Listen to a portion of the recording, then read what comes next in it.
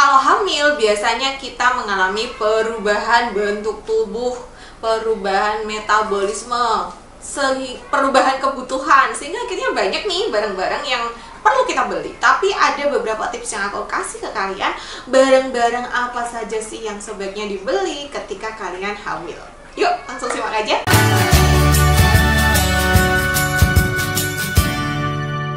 Halo, selamat datang di Kriwil Life, ngobrolin kesehatan bareng aku Bidan Kriwil. Hari ini kita akan ngobrolin barang-barang yang berguna, bisa dipakai jangka panjang ketika kalian hamil nih. Baiknya beli apa aja, karena ketika hamil tuh biasanya kita mengalami perubahan ukuran, perubahan metabolisme, dan kebutuhannya juga meningkat ya. Jadi kadang-kadang aduh kalau belanjanya nggak pas, bisa-bisa cuma dipakai saat itu doang.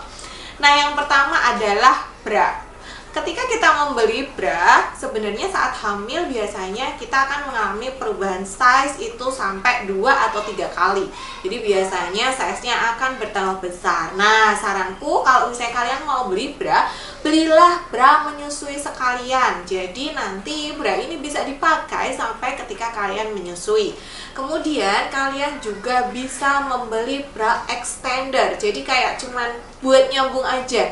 Kalau misalnya dirasa cupnya memang masih muat, tetapi lingkar dadanya bertambah besar, ini akan membuat branya itu bisa terpakai dalam jangka waktu yang lebih lama dibandingkan kalau misalnya kalian beli bra yang biasa terus cuma dipakai saat itu aja, nanti pas ganti size beli lagi gitu. Mendingan beli bra yang menyusui sekalian, atau coba beli bra extender dulu. Kalau misalnya bra extendernya udah nggak muat, nah baru beli bra menyusui. Pastikan juga bra yang kalian beli itu bahannya nyaman, menyerap keringat, dan tidak usah ada kawatnya.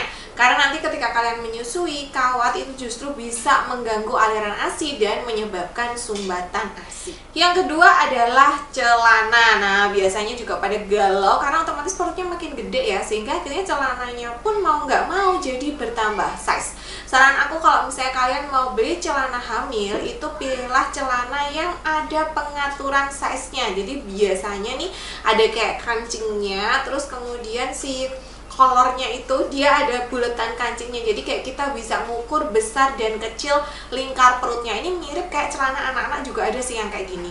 Ini akan membuat si celana ini bisa kalian pakai dari usia kehamilan masih trimester 2 sampai nanti di trimester 3, dan bisa juga nanti dikecilin lagi itu pengatur size-nya untuk dipakai ketika masa nifas. Kalian juga bisa memilih celana-celana yang pakai kolor gitu ya, jadi bukan yang kancing, karena biasanya ini juga lebih enak melarnya gitu, dan bisa juga pilih yang modelnya kulot, jadi nggak terlalu set gitu di bahan, sehingga ini bisa dipakai meskipun perubahan perut dan perubahan berat badan kalian itu cukup besar. Yang selanjutnya adalah sepatu. Ada beberapa ibu yang ketika hamil itu biasanya mengalami pembengkakan di kaki, sehingga akhirnya size sepatunya itu bertambah. Nah, kalian bisa memilih sepatu-sepatu yang longgar kayak model-model Crocs kayak gini, dan hindari membeli sepatu yang ada heelsnya atau yang ujungnya runcing, karena itu akan semakin sempit nanti.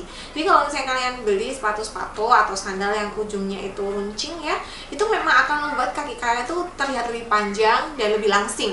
Tetapi kalau misalnya kalian hamil, nanti kan ukuran kakinya itu semakin besar, kadang-kadang juga kakinya bengkak. Nah, kalau pakai yang ujungnya lancip itu nanti malah jadi semakin kepencet gitu. Jadi kalian bisa beli yang talinya itu bisa di-adjust, kemudian bisa beli yang model-model Crocs atau selop aja, atau malah beli sandal jepit aja buat di rumah gitu yang ukurannya agak lebih besar, karena itu kakinya jadi lebih silir gitu ya, lebih terbuka, jadi tidak terlalu tertutup kalau misalnya kalian mau beli sepatu. Jadi usahakan yang bahannya itu emang agak bisa melar-melar atau agak bisa di-adjust. Selanjutnya pakaian ini juga biasanya karena ya perutnya tambah gede ya gitu, jadi perlu membeli baju-baju atau daster-daster. Saranku beli sekalian yang bisa dipakai untuk menyusui, jadi nanti nggak cuma dipakai saat hamil aja, tetapi juga bisa dipakai ketika menyusui. Jadi kalian bisa beli yang ada kancing depannya misalnya, atau yang ada bukaan sampingnya. Nah ini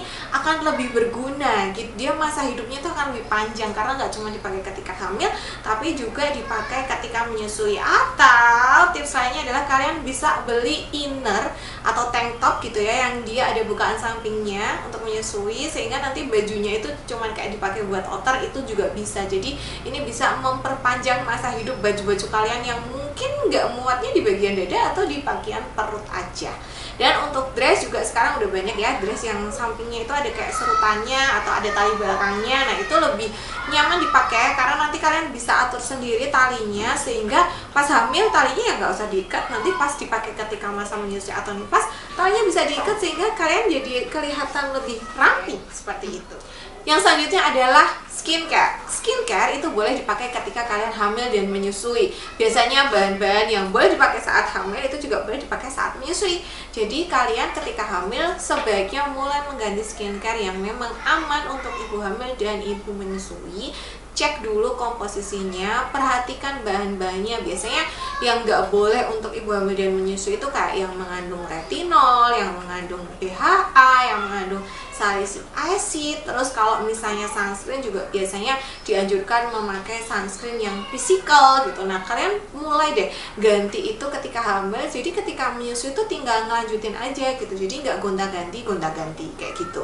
Dan yang terakhir adalah suplemen kehamilan. Suplemen kehamilan tuh ada banyak banget, dan kadang-kadang kita juga udah dikasih sama dokter gitu ya, mana yang perlu dikonsumsi, mana yang tidak. Sebenarnya itu tergantung kebutuhan, tetapi biasanya basicnya yang wajib banget dikonsumsi oleh ibu hamil itu adalah zat besi, kalsium, dan asam folat.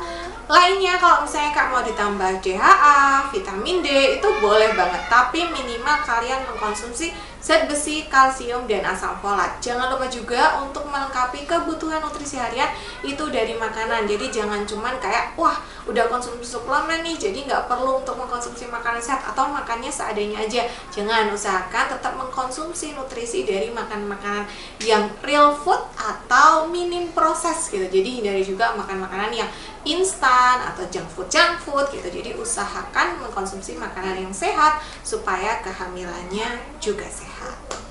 Nah itu tadi beberapa tips untuk berbelanja ketika kalian hamil. Kalau misalnya pengen tips juga berbelanja barang-barang bayi atau menyusui, boleh tinggalkan komentar di kolom komentar ya. Untuk beberapa rekomendasi barang aku juga taruh di kolom deskripsi. Kalian bisa cus langsung belanja. Sebagian besar barangnya sudah pernah aku beli dan sudah pernah aku pakai. Terima kasih sudah menonton video kali ini. Sampai jumpa di video selanjutnya. Bye!